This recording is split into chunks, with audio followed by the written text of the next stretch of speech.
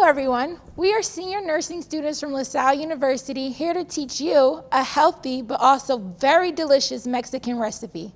But first, let's talk about why healthy eating habits are so important.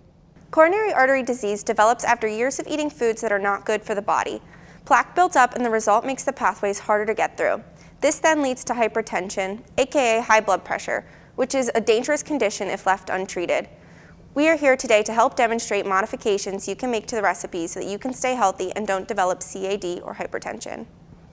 Our public health clinical is at the Mexican Consulate of Philadelphia. It's a government facility that serves Mexican and Mexican Americans living or traveling in Pennsylvania, Delaware, and New Jersey. While this flavorful recipe we are sharing is intended for the clients we serve at the consulate, we hope that others will be interested in trying it too. The total time to make our delicious rice and beans recipe is 60 minutes. It makes 6 servings with each serving being 374 calories.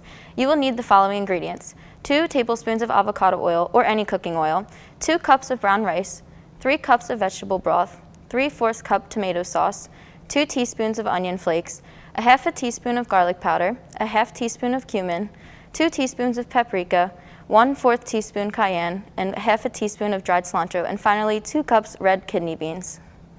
The instructions to make this recipe are as follows. First, cook the rice in the oil over medium-high heat for about 5 minutes or until slightly browned.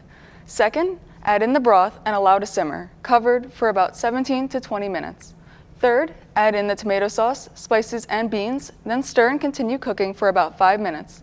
Lastly, serve and enjoy.